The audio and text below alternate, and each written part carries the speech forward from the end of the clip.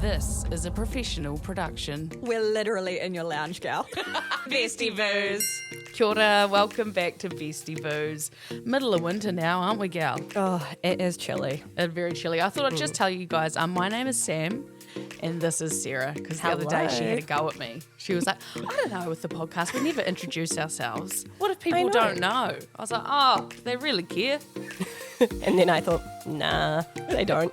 But it was weird. I was just feeling like I was telling everyone everything about myself and they didn't even know who I was. Yeah, fair. You know, pouring out your heart, but they don't even know your name. Today on the episode, we are going to be talking about the pool jump. We're going to play you the audio of when I jumped into the freezing cold pool because I lost the car race, because I got a big mouth pretty much. Loser. Sarah's going to fill us in on this new thing called the round table that her husband and his boy mates are doing.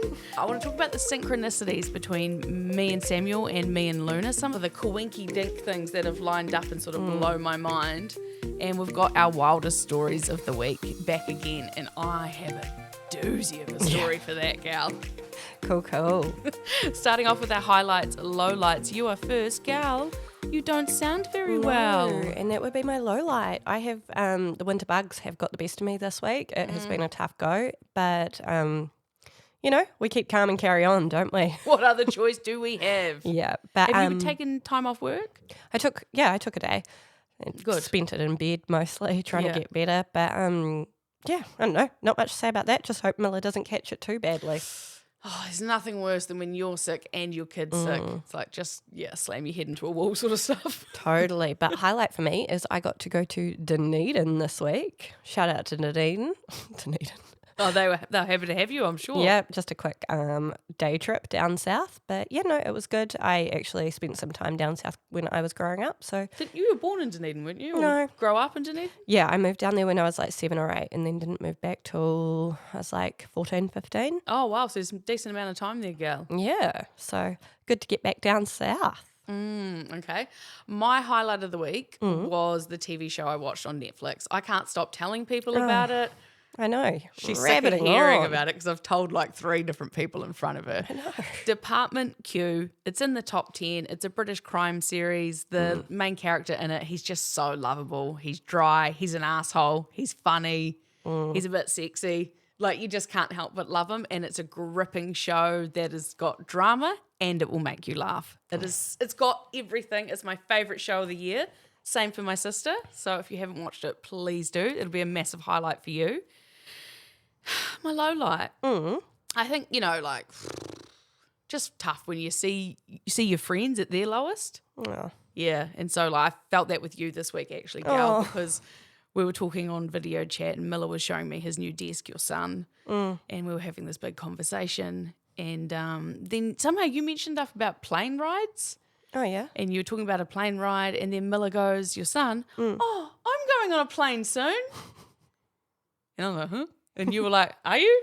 He was like, yeah, I'm going on a plane soon.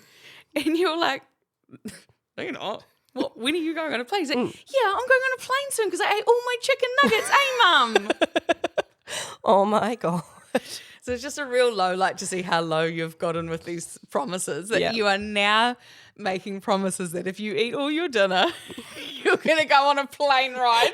How extreme. And bless me. Do you even remember making that promise? No. Do you know what, though? The school holidays have rolled around, and at some point during the last 10 weeks, I must have said to him, do something or don't do something, and we'll go to Willowbank in the school holidays. I don't know when that was or what happened, but he's reminded me about 3 times the school holidays.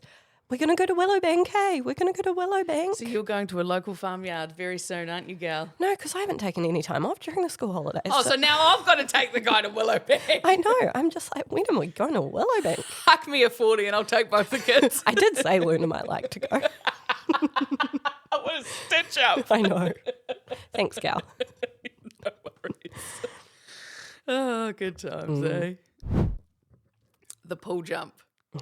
Oh, gal. It happened. So just to remind everybody, it started because I came up with an idea for a challenge. So that one of us would jump in the pool pretty much because I thought it'd be good content. Mainly, I thought the last time Sarah jumped in that pool, she looked like such an idiot and she behaved so horrifically that I thought that is a great video.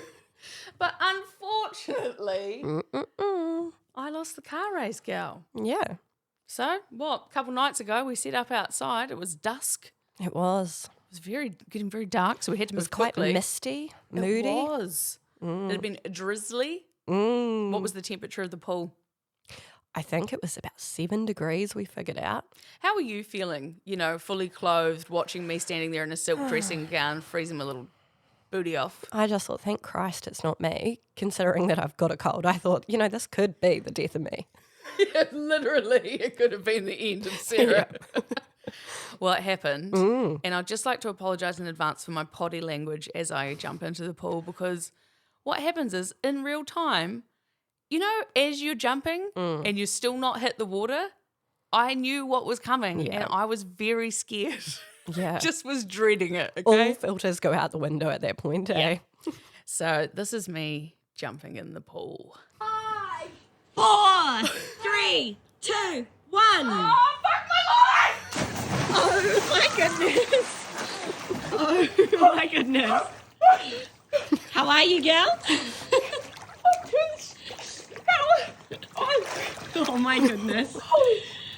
Oh my goodness. I'm gonna hold on to my nipples or they'll fall off. Well done, gal. Go and get her a towel, Miller. It's so cold. Oh, no. Oh, my Even hearing gosh. that, I start to freeze. Like, I feel like my nipples now are even just like, oh, maybe I want to come off. It was so cold. Did you hear me? I'm trying to tell you to turn the shower on. Turn the shower Yeah. on. Oh, so poor cold. thing. When I got in the shower, it was like burning my fingers. Oh, no, it would. But you know what was even worse? Yep. I feel like I know what you're going to say. I actually can't believe you fucking did this. Can you not? Because I can. It's classic me. So, we're doing this pool jump, and I said the reason it's going to be a great content is because we'll get all these camera angles. And it'll be funny, and we'll be able to cut them all together. Yeah.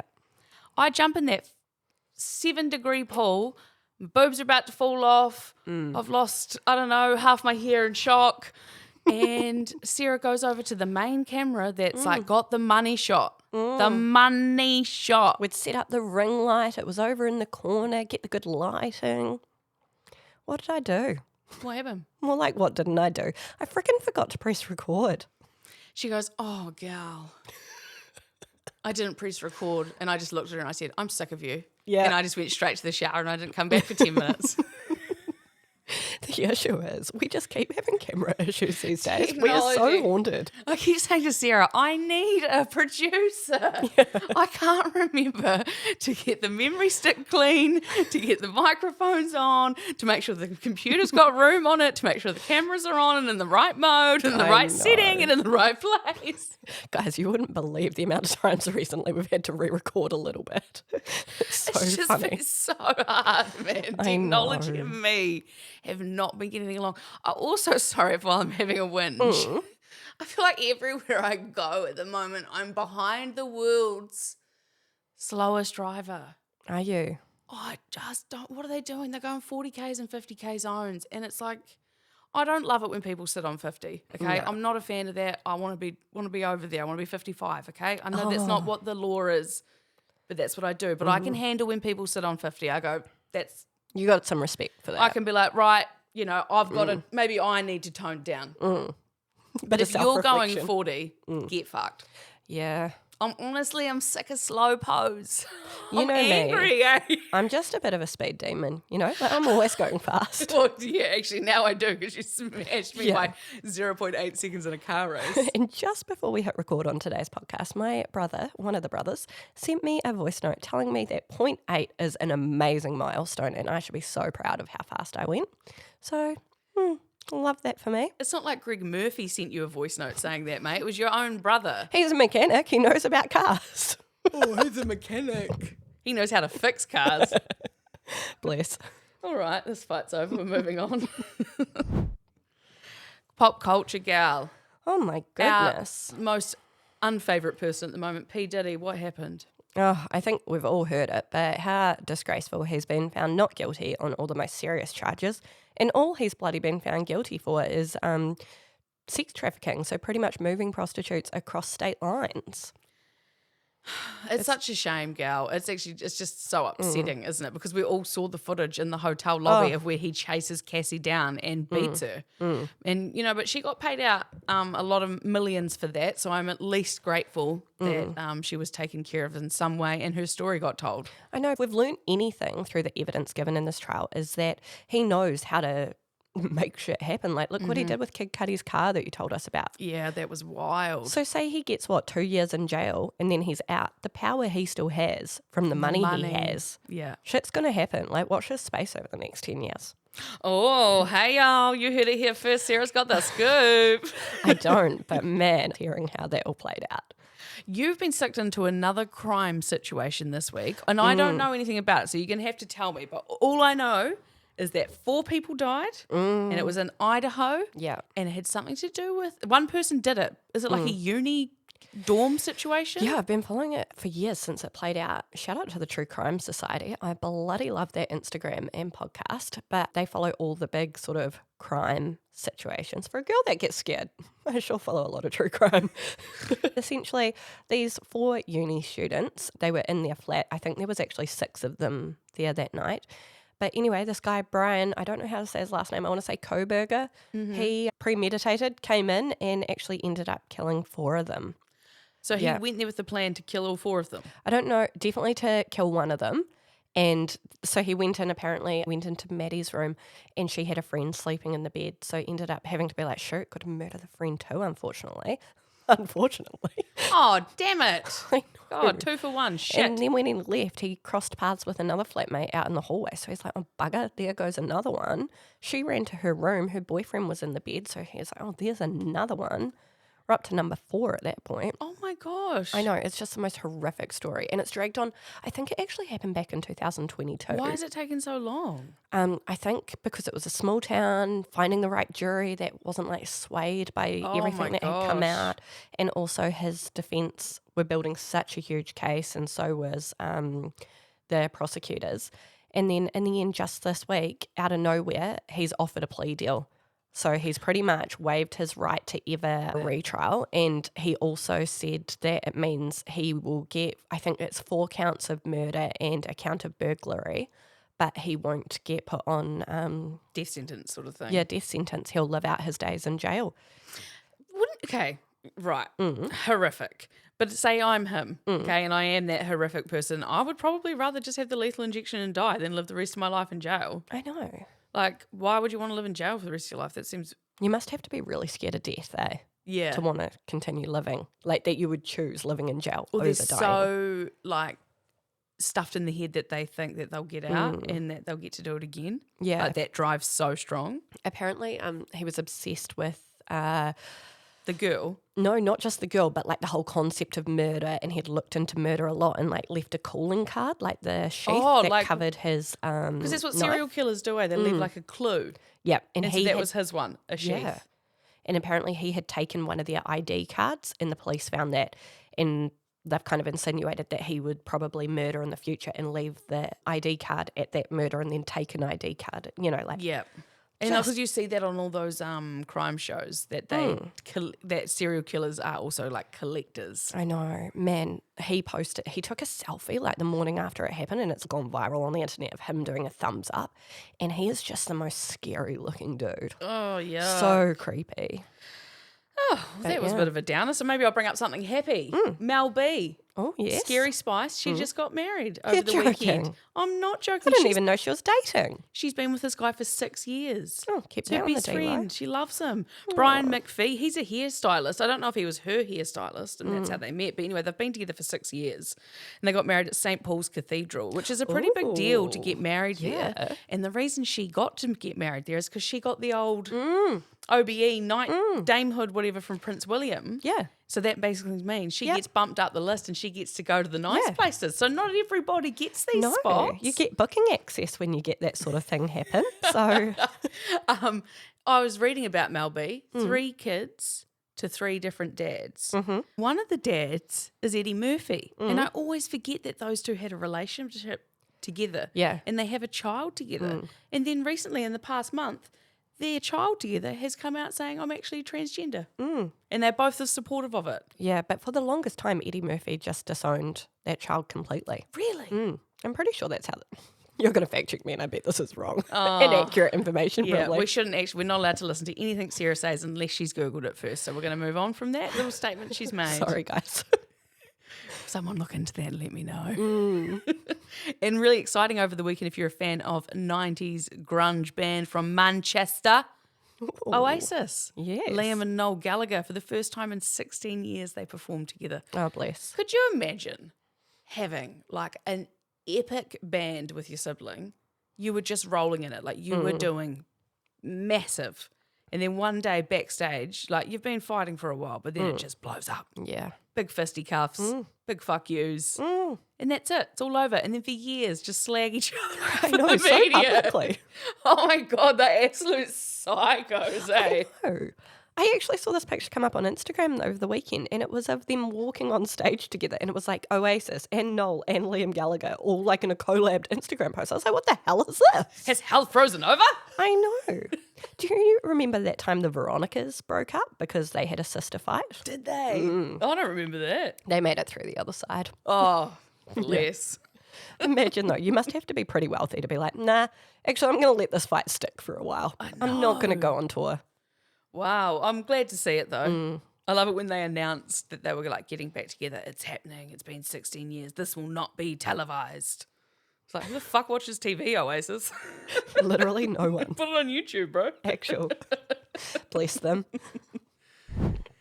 Oh my gosh, after the jump the other night, we had a couple drinks at home. Not very many. It was very casual. Actually, it was just 2 drinks each. You didn't even have any because you've been sick. But Chelsea popped round, our friend, and she's recently just had a baby. But what'd she say? She was like, I need to ask you guys something that's really going to upset you. Yeah, but like, just to set the scene a little bit, our other friend who had come over too, she had just left.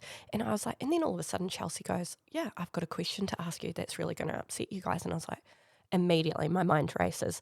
Why did she wait for Hayley to leave? What could be the question? Why does it affect you in the same way it affects me? You're her closer friend. I'm just a peripheral friend. What's going on here? Whatever could it be? And then she bloody says, take a breath, girl. I know. She goes, how do I talk to ChatGPT?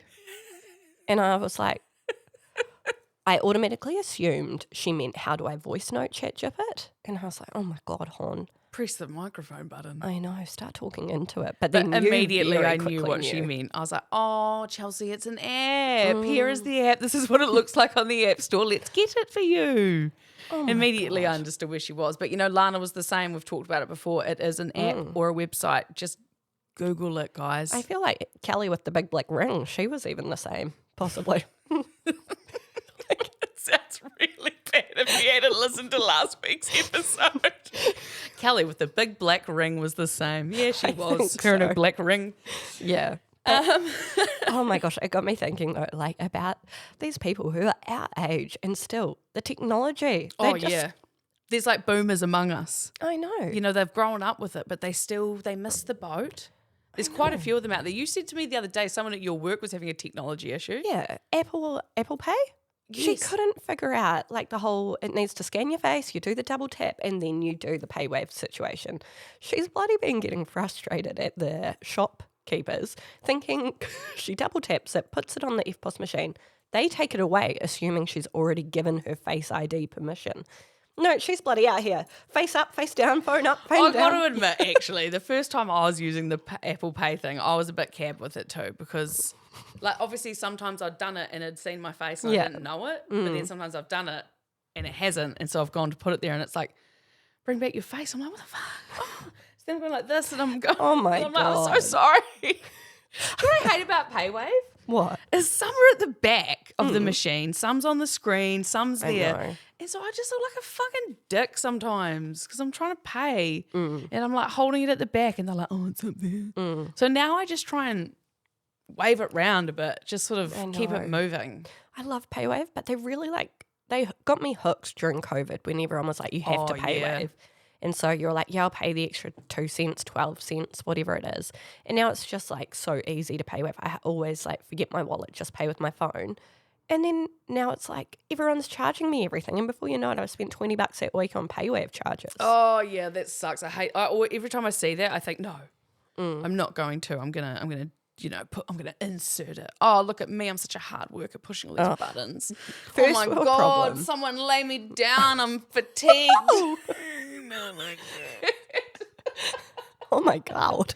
I'm so tired from pushing all these 4 buttons and then pressing enter. Oh, my fingers. Do you know what really fucks me off too? When I use the paywave and then it says press yes to accept the surcharge. And I was like, the whole point I used paywave is so I didn't have to freaking touch it. Now you've got me out here pressing buttons and I'm pressing the one up the top and then it's like, want the enter down We the went out for bottom? tea the other day and this happened to us. And I don't like it when they put on the FPOS machines like a survey. And they're right there. And then also where they want to like, do you want to add a tip? I'm like, we are not in America. Yeah. I'm not giving you a tip because I just paid $30 for that meal that I could have made for $10 at home. Yeah. Sorry, I'm getting wound up. I know. Yeah. Sheesh. I know. Maybe I so need to if jump that's back in how the pool. frustrated we're getting by the bloody tip thing in the survey thing, imagine actual boomers.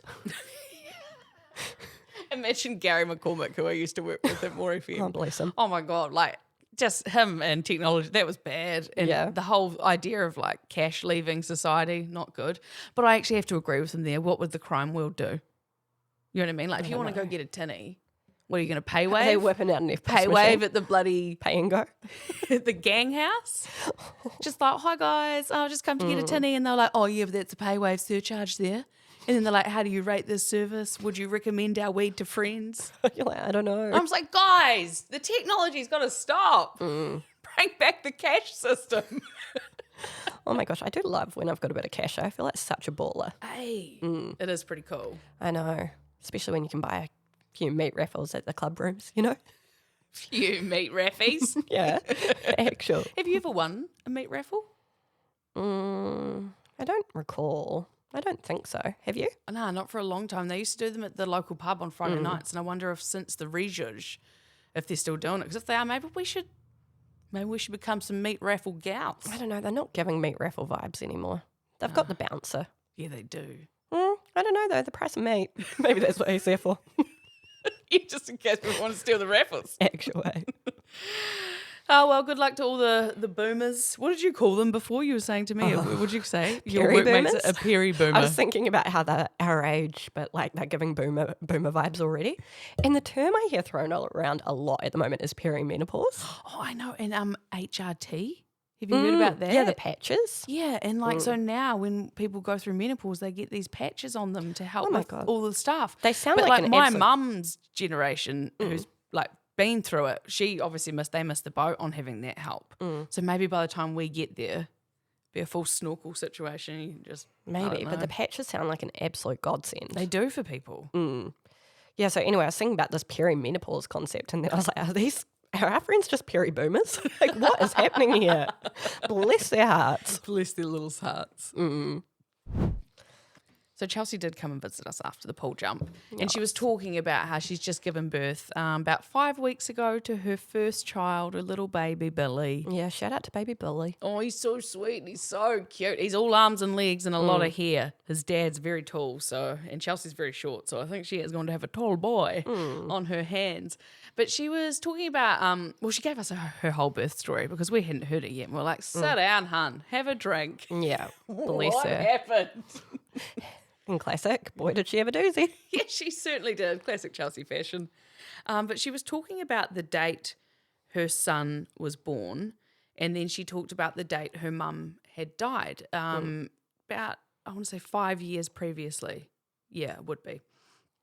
And so these two dates really aligned. I won't go into them because they're personal for her, but yeah, the two dates really aligned. They were the same numbers in both dates in a different reordering range.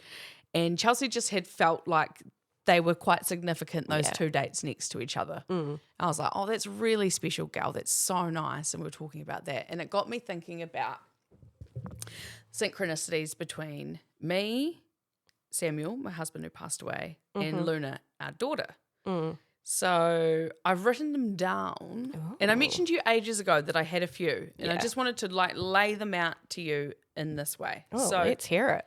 me and Sam knew of each other. Well, now it would be 15 years ago. Mm-hmm. So he was playing rugby at Prebleton and I had friends playing rugby at Prebleton. Mm-hmm. So that's where I knew of him and that's where this all began. So my dad coaches Horsell League, okay? Always has and always been a part of league, Samuel's rugby. The year after my dad dies, Samuel's rugby team doesn't have a team for that year. So he goes and plays Horsell League and he plays with people I've grown up with. Mm-hmm. So then, fast forward years later, me and Samuel end up together. We match each other on Bumble. The line I got him with was, at the end of the day, rugby was the winner, because that's what we used to say back in the days and stuff. So as me and Sam start to date, we realise that there are a lot of parallels going on. So our nanas know each other. So his nana had passed before we got together, but my nana was still alive. And they knew each other because they used to work together years ago at the same place. And they have the exact same name. They're both called Myrtle, which is not like a super common name. Not for a human and not a turtle.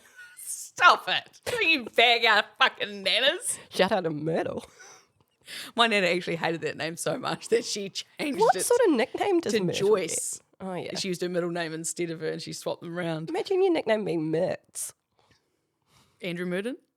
Yeah, but that's far more acceptable. Here's my mini Stop bagging Mertz. my nana and Samuel's nana. Sorry. I'd go with Tilly or Till if I was her. Anyway, carry on. So both their names are Myrtle and they worked together years ago. So then here we are, me and Sam getting together. We're both called Sam. Oh. And then we're both SJ for our initials. And then we've obviously got the same friends. And then next thing you know, I'm in the relationship with this guy and he's like, oh yeah, a few years back, I actually had brain cancer. And I'm like, oh, really? Because my dad actually died of that. Cool. Yeah, great. And then, the similarities between him and my dad, they've both got hole-in-ones, they both played golf and all that shit. And then we bought this house and this house came available on the day we got pre-approval. So it was like, here's my old family home on the day we got pre-approval. Yeah.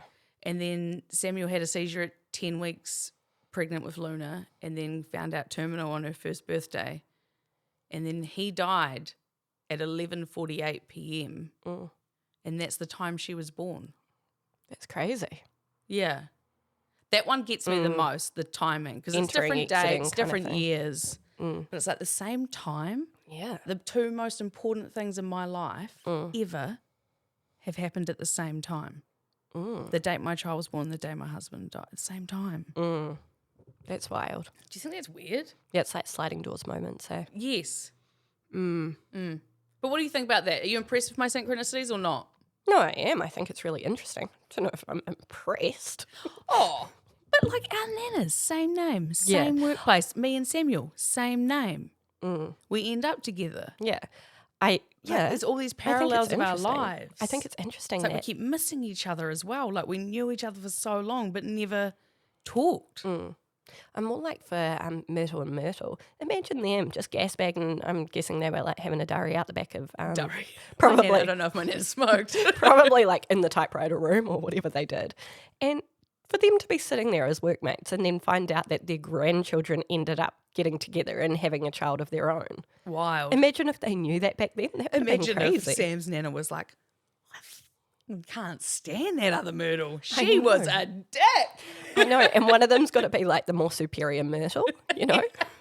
They're up in heaven now just scraping it out, eh? I know. Who's the better Myrtle? Like when someone like rang into their workplace and was like, hey, is Myrtle there? You know, who's the number one Myrtle? Who's the top dog Myrtle? Oh, man. Bless them. Now, that is interesting. I always, the only one I really have is that the same week I found out I was pregnant is the same week I found out that my dad that raised me isn't my biological father. Yeah, that's right. So for like a big moment to be happening in the like parenthood realm of my life, that all took place in the same week. What a Quinky Dink. What a coinky dink. If you've got any funny little Quinky Dinks that you want to share, send them to us. We will read them. We may even share them with others. Wow. Put that in your pipe and smoke it. Wow. Okay, so your husband, Michael, I really want to know about this because you've mentioned it to me a couple of times. You said to me the other day, I can't tonight. Michael's got his round table thing. I know. Interesting, hey? So how does he know King Arthur and what are him and all the knights doing? I do not know how he knows King Arthur, but he does know some other people. So where's this come from? I'm not exactly sure the true origin. Is it a rugby group thing? It is his rugby group friends. They have been talking for a while about how they're going to start this round table situation. One of the boys... And does the table actually have to be round? Yes. Okay. Because I keep seeing Trade Me listings being thrown about. I keep seeing Facebook Marketplace. Not round enough. Needs to sit like 8 to 10 people. Too small, too oval, too square. You really need like a BYO table with a lazy Susan in the middle. I know. That's what they really need. Yeah. That's a round table. They need a Chinese shop to close down and they need to go to They need to ring Madam Kwong's and ask her if she's got a spare. Yeah. Are they having a liquidation sale? Because that's what they need. But pretty much they've decided that they're going to set up this round table situation at one of the boys' sleepouts. Oh, right. Permanent spot. And that is where they are going to catch up. And Stuff that is being where... his girlfriend. It's hot Christina. Oh, Christina. She's so lovely and nice. She'll probably make them fucking snacks. Yeah, probably. Bless her. So they want to get together and have these round tables. It was this conversation that brewed a while ago. They've never found the right round table, so it's simmered down. And then all of a sudden 2 weeks ago, they've decided they're not going to let the table stop them because the new local pub, it has round tables. It does. So they've decided that they can host their round table meetings at the pub. Our pub. Yeah. I thought we claimed it. Well, I guess it's We have to Hallsville's pub, share it isn't now. it? Bloody hell. Us and everyone else. So they found the table. Yeah. Okay. So then Michael goes to me, all right, I'm going to the round table and we've been told we've got to bring a current affair to talk about. Oh my gosh. What was the parameters? Like anything? I guess so, because we went on a bit of a wild goose chase to find what the current affair could be that Michael could talk about. And he decided he was going to talk about the mushroom trial happening in Melbourne. Is that the woman who invited people round and then they all died after dinner and she's like, I don't know what happened? Her mother and father-in-law. Yes. But she'd actually poisoned them. Had she? Well, we'll find out this Allegedly. week when But the what jury do you decides. think she did? Well, yeah, I You think she did? And there'd been like a couple of times she'd tried to do it in the past with her ex-husband. Oh, I God, know. why are people so thick? Anyway, so he decided that's what he was going to do. And then he comes home that night and I was like, oh, how did it all go? Did you talk about your mushroom lady? And he was like, we get there. They don't even talk about current affairs at all. Turns out, who would have guessed, it's just a cover to get together at the pub. Oh, please, I but he'd know. actually prepared. He'd done the homework. So him and his other mate, He would have Andrew, been like, apparently- does anyone I know. want to hear about the mushroom trial? I know. He told me, though, that him and his other mate sat there and did discuss their current affairs because they were like, they'd done all the prep work. But yeah, it's been week 2 this week of the round table. We were catching up and he goes to me, oh, by the way, I'm joining a run club. And I said, sorry, what? Like, you've got a bad back. Like, I don't know what's going on. That is so random for you. And then he said, yeah, as it turns out, we didn't have to bring current affairs to round table this week. You just had to bring a topic. And one of his friends decided that his topic to bring was he wanted to start a running club. So all the boys are now going to start partaking. And not only a round table, but a bloody run club as well. Before you know it, gal, they'll have a whole school holiday program organised, an Here's Easter hoping. trip, everything. They'll be all go. You won't see him again. Yeah. You'll be Michael and the round table boys. Yeah, I know. But how sweet, though, that they're all like getting together and just love each other's company so much. Well, I want a round table. Mm, I mean, ours would be pretty small. I just want to go out for BYO. Yeah, let's just go Let's to do that. BYO. I love a lazy Susan. Actually. But no, it's so nice when you see like just guy groups doing stuff like that. Like, Wholesome. yeah, real wholesome. Yeah, that's sweet. Gives it a bit of meaning. Bless them. Wildest story of the week. We did this 2 weeks ago, and that was the time I talked about the league coach, when he shoved his arm in that guy's mouth and pretended that he bit him, and it was a whole fiasco. Wildest story of the week. I will begin. Okay. Okay, so I was talking to a guy the other day, And he said he went on the wildest Tinder date ever. And so I said, please, sir, tell me all the details. Yeah. Basically, he's gone round to this girl's house. He has not met her before this time. So he's around there. They're hanging out in bed. She pulls out a switchblade, turns to him and says, grabs his hand, we should become blood brothers. What? He said his heart just started pounding. He pulled his hand away. No. And he's like, is this a joke? Is this a joke? What is this person doing? And then she goes, what would you do right now if I stabbed you? Oh my God. What did he do? Did he get out of there? He just said that he froze. He said that he was just panicking, like his heart was racing. He's like, I need to get out of here. What do I do? She goes to the bathroom. He just jumps out of the bed, grabs his clothes, runs to this truck, naked, gets in it and just starts driving and then gets down the road and then pulls over and gets dressed. Really? Yeah, he said, I just wasn't taking any chances.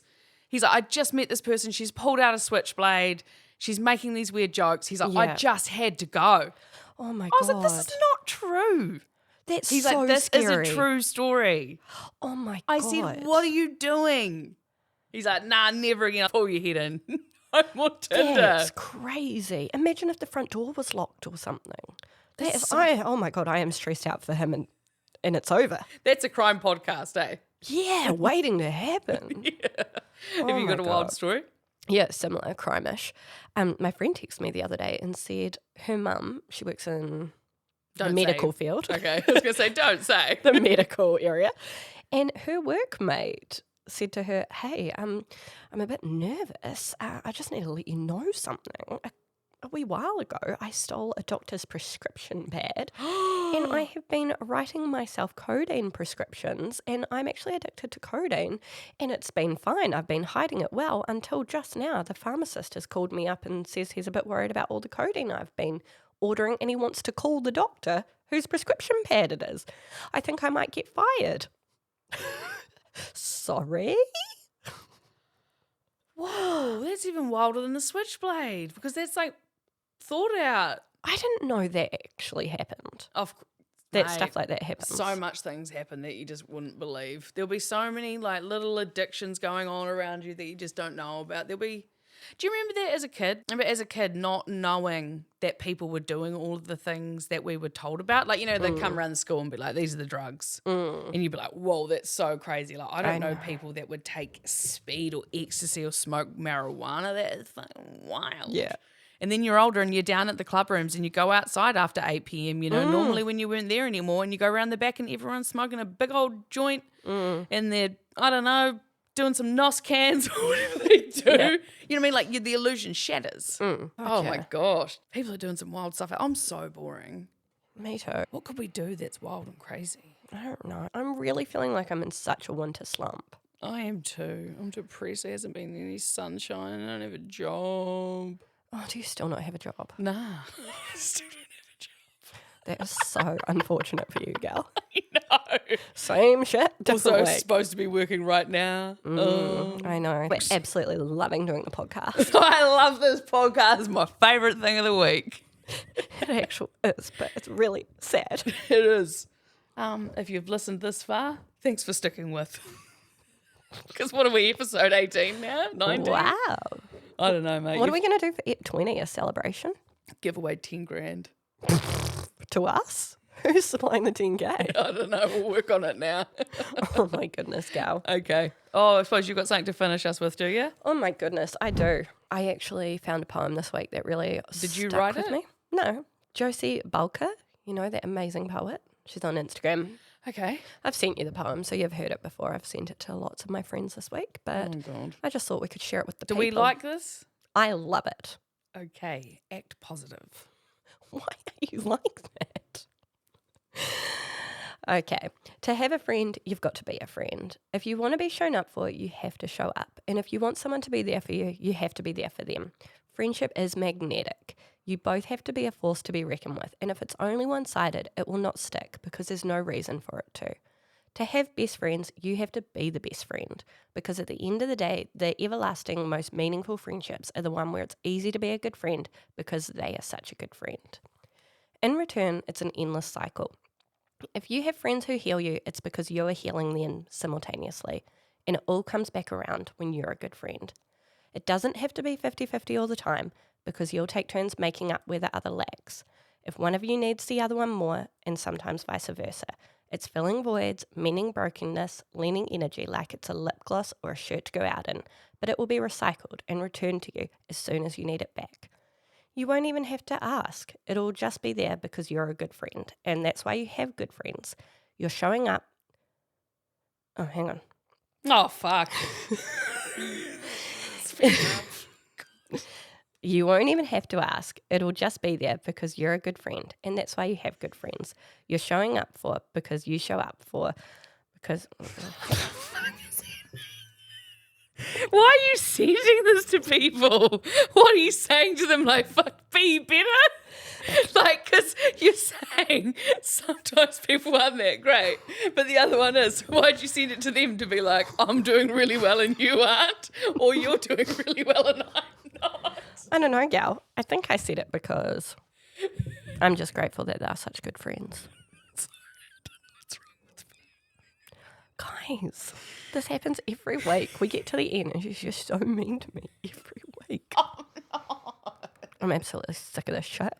We'll be lucky to make it to the 20. It was just really long. And then I got confused because you started saying the same thing over and over. And I was like, what? I think. And it just lost all its mana in the delivery, okay? Because I'm sick.